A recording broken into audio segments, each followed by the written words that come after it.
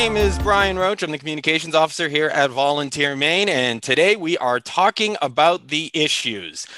And by that, we mean the issues right now facing the state of Maine that volunteers and national service members are trying to solve here in this state. And this is our first of what we hope to be many in this video series. And we're going to start off with an issue that most of us, well, if you pick up a newspaper in Maine or if you put on the news, you're pretty familiar with, and that is high-speed broadband access. And here to help us talk through all of that is one of the newer AmeriCorps members here in the state of Maine with one of our newer programs out of the Resilience Corps, out of the Greater Portland Council of Governments. We're glad to welcome on to this first video conversation, Clara McCool. Clara, thank you so much for joining us. Yeah, thank you for having me. So we talked a little bit before this. Admittedly, full disclosure, this is a topic I am extremely interested in, working in communications, especially today in this pandemic society we are living in. High-speed access is critical. I was actually facing some issues on Monday that required a service tech to come on out. So on the whole, before we really get into it, if you could just paint a picture for us, Clara, about the issue at hand, and we'll get into a little bit about your specific details of service through AmeriCorps. Yeah, so I am working with the Greater Portland Council of Governments in the AmeriCorps partnership, which is Resilience Corps. So my official title is the Broadband Equity Fellow. I've been spending time with the broadband committees in the towns of Harrison and Naples. And I've also been helping out with the Maine Broadband Coalition. So I'd say the main thing that we're facing right now is just trying to increase broadband access across the state. And I think a big pattern that we've seen forming is communities sort of taking the lead in that process and having it be a more community-driven approach. So I've been involved with that with Naples and Harrison. I've also seen, been in contact with other towns and communities that are doing the same thing. So I think that's a really great way that, we're moving forward. And I think also working with the Maine Broadband Coalition, I'm seeing a little more of how, Connect Maine is thinking about using federal funding to try to help these communities get better broadband access. And I think, that's the way that we're going to help get better access across the state. Now, just picking up off of that, for those who may not be familiar with the geographic landscape of the state of Maine, well, for lack of a better term, it's huge. And you mentioned Harrison and Naples. In the western part of the state, folks think of Maine as a rural state in general. This is a really rural area. So if you could you speak a little bit in detail about some of the challenges that those two towns specifically are facing because of their geographic location, maybe some of the other factors? Yeah, I think, this sort of taps into, the current state of things with the pandemic. I think, one of the biggest challenges right now is getting students online and getting them connected to attend classes, getting teachers in a spot where they can, upload assignments and interact with their students. I think that's a big part of what's happening right now and what we're seeing. I also think to a certain extent, there are ways that businesses can develop if they have access to broadband. I think, there are certain businesses that want to move to online and want to have a bigger audience and a bigger presence in Maine and in the rest of the nation. So I think not having access to broadband is kind of preventing that from happening. And it's this sort of economic development aspect. And I mean, we're definitely seeing it in, having people be able to work from home and be able to sort of continue their job through the pandemic. I think that's really important. They also, both towns do have a portion of their population that is seasonal. And I do think a good amount of those seasonal residents would consider living there long-term and being, permanent residents of that community if they were able to work from home and have, reliable broadband access to sort of live and be a part of those communities year round. So I think those are kind of big issues right now. I definitely think the telehealth has been a big part of everything that's been going on. I know that, Maine is pretty rural, and sometimes, if you need to go to the doctor, it's not always easy to just drive all the way to the nearest hospital. So I think a big part of having more access to telehealth is people who, it may not be convenient for them to get to the hospital for a doctor's appointment, they can sort of have that from the comfort of their home. Or, we're talking about elderly populations being able to age in place with loved ones. So I think all of those are really important, but, something that's kind of struck me is in meeting with these towns and having these committee meetings and trying to create changes. All of these meetings are happening on Zoom and they're all happening with the internet access. And sometimes the internet access isn't really working and it's really hard to connect and it's really hard to get that to work. And you just see how much that can be a limiting factor in making progress. So, yeah, I would say those are the big issues. Gotcha. So, and of course, one of the things that you are working on right now, part of a larger effort, is to help, kind of identify all these communities in Maine as a way to, basically create a giant record, a master record of broadband access in the state. And you recently presented at a conference about this topic. So could you take folks through what did you present on during the conference? And you could tell us a little bit about the conference and why is broadband mapping so important when thinking about improving access? How do the two relate? Yeah, so yeah, the conference, it was part of a webinar series. It was the first one. It's hosted by Maine Broadband Coalition in partnership with the Maine Technology Institute. It's called Digital Frontiers. And the goal is to sort of highlight, innovative companies, startups in Maine that are working towards better broadband access and highlight individuals who are sort of working towards equity and inclusion as far as digital access. So the first one focused on the topic of data and mapping. And I spoke a little bit about the work that I've been doing with Harrison and Naples, who are part of the Vetro Cares program. So that is basically Vetro Fiber Mapping is a company that was founded in Maine.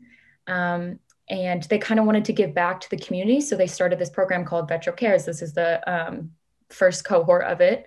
But basically, their tool is it's sort of a GIS mapping tool to map broadband and broadband infrastructure. So as part of the Vetro Cares program, they're giving their software for free for 6 months to different communities that are working on, that have formed broadband committees that are sort of working on getting better broadband access.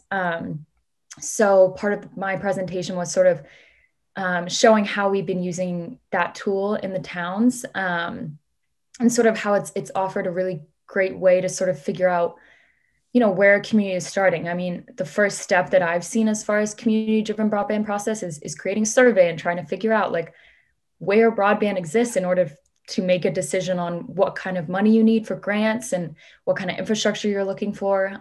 So I think sort of getting a visual of what you have at the beginning is a huge step in increasing the internet access in your community. So I talked a little bit about that. And I also talked about the Maine Broadband Coalition Get Up to Speed initiative, which is a crowdsourced speed testing initiative across the state. We've had over 16,000 speed tests taken, and over half of those are have download speeds under 25 megabits per second, which is considered unserved. So I think, to get on the more broader scale of why broadband mapping is so important, I think there are a few reasons. I think the first one that comes to mind is, directing federal funding to the state. So a lot of the funding that comes into Maine is depending on FCC maps. And the policy in FCC maps is that if one service location is served in a census block, the entire census block is considered served, which largely underrepresents the actual amount of unserved addresses in Maine. So, if we think about the fact that the money coming into the state is based on these inadequate maps, then, we're never going to get the funding we need to actually have access across the state to internet. So, I think a big part of mapping is sort of finding those areas that don't have access and figuring out how to get that federal money into the state and, advocate for that. And I think, I think the next step is sort of figuring out once the money does get to Maine, how are you going to distribute it across the state? Like what towns need this money? How much do they need? What kind of access do they have? Like, I think that's a huge part too. So I've done a lot of work with Connect Maine Authority, and they do sort of the big grants. They get a lot of federal money, and they have an infrastructure grant and a planning grant for broadband projects. And their grants are based on a list of unserved addresses that they have on their website. But that's, it can underrepresent the actual amount of unserved addresses, but they have a process by which communities can submit new addresses as unserved, and then they're posted for 30 days for public comment. So, I think when you think about it that way, it becomes these communities being able to have this information on mapping to advocate for unserved addresses and get that grant money that they need to actually get reliable broadband to all of their residents. So I think it's really important when figuring out where that money goes, as well as getting it to the state in the first place. So. Yeah, and that's a really interesting point that you bring up about the difference between the federal maps and I guess the importance of accurate mapping provided by the states. But looking at the bigger picture of creating a Maine with equitable broadband, what are some of the other challenges right now facing Maine that could be tackled with better broadband access? Yeah, I think, I talked about a few of these when I was talking about Harrison and Naples. I think it is pretty representative of the state as a whole. The current situation, obviously, we're being faced with the pandemic, and, kids can't go into school and people have to work from home, and, having internet access is really important. Again, Maine has one of the oldest populations in the country. So again, being able to age in place and sort of have technology in your home to sort of do blood pressure checks or have a constant communication with your doctor and be able to, age in place with your loved ones in your home, I think is really important. I also think, civic engagement is a big thing as far as broadband. So something that the State House has been doing since the pandemic hit, they have been having public meetings online, and they've been allowing people to sort of call in to speak. And I think, there are a lot of people who live in rural areas of Maine who don't have time in their day to get all the way to the State House to advocate for themselves or the people around them. So I think I read a Portland Press Herald article that talked about how the State House might, keep that in place even after the pandemic, that people are able to call in. And I think that's going to be really important, that the people in those rural areas have the internet access to call into those meetings and have a voice and represent themselves and be civically engaged. And I think that that's, you're going to start hearing from people that you weren't able to hear from before, but only if they have, the reliable internet access to call in and be present in those conversations. I also think, there is a big crossover with sort of climate action issues that we're dealing with. There was an article about how, Maine state workers not driving to work every day actually resulted in lower emissions levels. So we're starting to see that. I think, a lot of companies are going to start having flex scheduling after the pandemic, where people drive into work some days, but some days they don't. And I think, if we're talking about a decrease in vehicle miles traveled, I think broadband can 100% help that happen. And I know in the Maine Climate Action Plan, there actually is a section on, broadband being able to reduce those vehicle miles traveled. So I think those are a couple of them. I think also something that I've been reading a lot about recently or been seeing a lot is, the vaccine distribution. A lot of the registration for that is online. And I think that's been sort of like, wow, like it's hard to get that vaccine out when it's online and people don't have access to the internet to, get their appointment. And I think that's just been another highlight of like, the internet is so integrated into our society, and it's so important to be a member of the society and be connected. And I think, the more examples that come up like that, the more we see how crucial it is that people have access. And just off that, would you say, because you brought up some really strong reasoning, civic engagement, health, do you think it's fair to say that there is still a segment of the population that don't really see beyond the traditional maybe uses of the internet that they may hear for, like, playing games or just surfing the internet, to kill time? Have you noticed, or do you think it's fair to say that there's still some of those barriers that need to kind of be worked through with some messaging, or are folks starting to grasp the larger issues? Yeah, I mean, I think the pandemic has definitely helped people grasp sort of the larger issues and realize how dependent we are on the internet. But I do think that it hasn't completely clicked yet. I just, when I started this position, I really didn't know anything about broadband. And, when I first found out I was the Broadband Equity Fellow, my first thought was, oh, online school, working from home. But then, the more I've been in this position, the more I realize, how important internet is for so many different things. If we're talking about, there is telehealth, like having appointments online, but there's also just, if you're in uh, if you are in a domestic violence relationship and you need to get resources online, like you need to be able to access the internet, or if you are dealing with mental health and you need those resources, I think that having access to the internet for those things is really important. And registering to vote, like that's something you can do online, and a lot of people do online. So I think there is this sort of realization that it is integral in every part of life, but I I think we're not yet at the point where broadband is integrated in all those conversations. I think broadband is still kind of its own thing. Um, and I guess I would just like to see it more integrated in those conversations. But I do think that we are headed that direction. I think the pandemic has definitely helped speed that up. So, We're speaking right now with Clara McCool, a Resilience Corps AmeriCorps member serving with the Greater Portland Council of Governments, and use that as a jumping off point because within the Resilience Corps at GPCOG, the term, of course, resilience, community resilience. We're starting to hear it a lot more now, especially in Maine, and broadband kind of fits within that umbrella. So I did want to ask, could you kind of help our audience understand, how does broadband access fit into the larger picture of creating resilient communities? yeah, I think, the challenges I was talking about earlier, I think all of those things, fit into resilience. I mean, having a resilient community is having sort of an educated youth, or having people that are able to access, educational tools online, or being able to, work from home, or you know, strengthen your business is becoming economically stable. Those are all things that make a community resilient. Having access to healthcare through telehealth.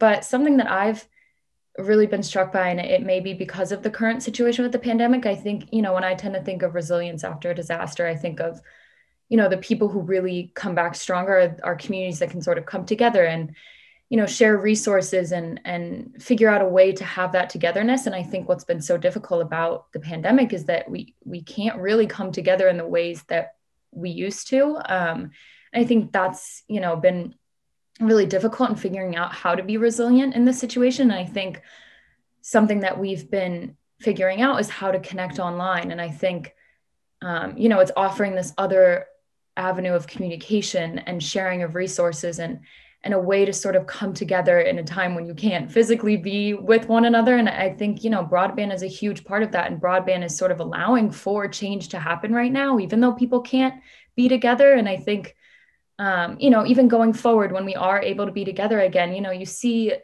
the effects of it. It's going to last. I mean, the state house, the example I gave earlier, people being able to call in and be in those conversations, I think, that sort of sharing of resources and ability to connect through different avenues is so important for a community to be resilient. And, I think communities within themselves being connected, but you can also think about the fact that this, online connection can help other communities be connected to different communities in Maine. And I think that's a big part of GPCOG's goal, is to sort of have that regional approach and realize that, like, different communities can learn from each other and share ideas, and that will make them more resilient. And I think what better way to do that than to be, online and be able to share those resources online. I think that's a huge part of being resilient. I think that's something that reliable broadband can help with. So. Yeah, and of course, just one piece of the larger resilience puzzle, as groups like GPCOG and a few others around the state trying to do exactly that. Create some shared resources to make Maine communities stronger. So we talked a lot about the issue itself. Speaking with you, Clara, the AmeriCorps member, I want to know, what drew you to serve with the Resilience Corps, excuse me, and in AmeriCorps in general. Yeah, so I graduated this spring from the University of Virginia. So, I kind of graduated into an interesting time to try to find a job. And, I think initially I was kind of thinking about going into, more public policy in DC on the more federal level. But, I think seeing everything that's been happening with the pandemic and all of the effects that it's had on people's lives and communities, I think I wanted to be able to support, trying to help mitigate those effects and try to help the recovery process. And I think, I feel like the local level, I think it's really important to do that work on the local level. And I wanted to be involved with a specific community and actually be able to know to go there and make that connection. And, I think that that's something that the Resilience Corps offered. And I think that was, a big draw. And I also think, this is a benefit that I didn't really think about when I applied for it, but there are 13 other fellows, and we meet every Monday and Friday to talk about our priorities and what we have planned for the week. And I think, working with these people who, are passionate about helping during this time and dedicating their year to trying to make it better. I think it's really inspiring working with them and seeing the types of things that they've been involved with. I'm working on broadband, but other people are doing sustainability or like housing planning and transportation.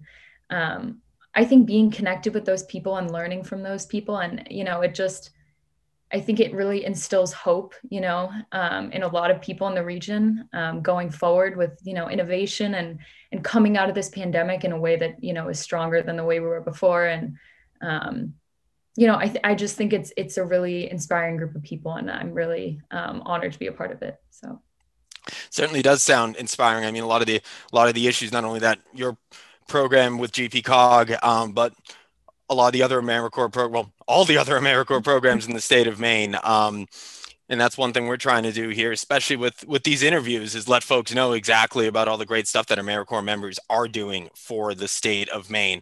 Before we get into our final question, I have to take the opportunity for this aside. So you said you're from Virginia. Is this your first time living in Maine, being in Maine?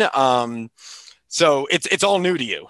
yeah, so I'm originally from Newburyport, Massachusetts, so I am a New Englander at heart. But I did spend the past 4 years in Virginia, so the cold winters definitely a wake-up call. So yeah, I actually just moved here beginning of January. I'm in Portland, and yeah, it's been really interesting. I had been up to Portland when I was younger. My cousins have a place out on Long Island, so I'd been out there a bunch when I was little. Um, but I guess I'm struck by how friendly everyone is and how connected Maine is. I have a friend of mine who's doing an AmeriCorps program in Rockland, and we constantly have organizations that we're working with that are the same. And she's doing, downtown revitalization and community engagement. So it's not the same as broadband at all, but it's just this idea that all these organizations, work together, and even if it's not the exact same type of organization, they still offer their expertise and help. And yeah, I've loved it so far. So. What's your favorite, or since you've been here, what's your favorite, Maine centric thing you've kind of come across? And I Ooh. know that's pretty open ended. It could be food, it could be culture. What's something that just kind of stuck with you, if you got anything? I don't know if I can think of something. Um, There's a lot of lobster stuff. I think I walked past a clothing store and they had like lobster nets and like lobster traps to like put the clothes on and stuff, and like put certain objects on as like a display case. I thought that Yeah, was kind of that funny. working waterfront aesthetic is real, especially down on Commercial Street in Yeah. Portland. For those in the audience familiar, but before we wrap this up, wanted to ask you one more kind of bigger picture question. Do you think it's fair to say that, serving has helped you gain a better understanding of the issues needed to make Maine communities more resilient? Yeah, I think so. I mean, I think being able to work on that community level and attend those meetings and be in constant communication with people who actually live in these communities, I think has been a huge part in realizing sort of like what challenges exist at that level, and I think I've definitely realized how important it is for broadband access. And I think that would definitely translate over to the work that other Resilience Corps members are doing. But, I think one thing that I've really taken away is I think working on these committees and working with these communities on their sort of process, it's just, I think, the committees themselves make the towns so resilient. It's this sort of like, ability to work together and come together and try to make their community better for the residents who live in it. And, these are people, again, who are volunteers. This isn't their job. They're taking time out of their day to do this. And I think, I think that type of work and again, sharing across communities. And I mean, I go to a broadband meeting for Harrison and there's someone from Denmark there, or, other towns. And, I think like making those connections and having that sort of, model for communities is really important when we think about resilience. So I think, yeah, that's really, really working and connecting with the specific communities, I think has been a big part in realizing sort of like the issues and what's going on at that level. And I think it's important that I'm also working with the Maine Broadband Coalition, because I can sort of bring those issues back and be like, this is what the communities are saying, like, this is what they want. Because sometimes, when you work in Maine Broadband Coalition or for Connect Maine, you don't always hear those things, I think. So, I think it's good to be able to see both sides. And I think it's definitely helped me be more in touch with sort of advocating for these communities on the statewide level. So. Yeah, and you brought up something that, I didn't even realize too, but, just that point of volunteering to advance this cause. It's something that we're always trying to talk about in our office too. Volunteering comes in so many shapes, sizes, forms, and helping to advance broadband. That's definitely one, especially given time to sit in those committees, do a little extra work, research it. It truly is a form of volunteerism, and it all comes back around because it's being lifted up. It's being propped up by the Service of AmeriCorps members, just like yourself here in the state of Maine. So with that, I want to thank Clara so much for taking the time. I thoroughly enjoyed the conversation. I hope you did, Clara, and I hope everyone watching did too. All right. Thank you so much. Thank you all again for tuning in as we investigate the issues here facing the state of Maine, and how Maine service communities, the general volunteers, AmeriCorps members, those participating in national service are serving to advance the state and tackle some of these challenges. We'll be back with more conversations for Maine community members as the year goes on. Thank you for taking the time to tune in. My name is Brian Roach, Communications Officer for Volunteer Maine. You can learn more about Volunteer Maine and AmeriCorps service in the state of Maine by visiting volunteermaine.gov. Again, that is volunteermaine.gov. Thank you again, and we'll talk to everyone really soon.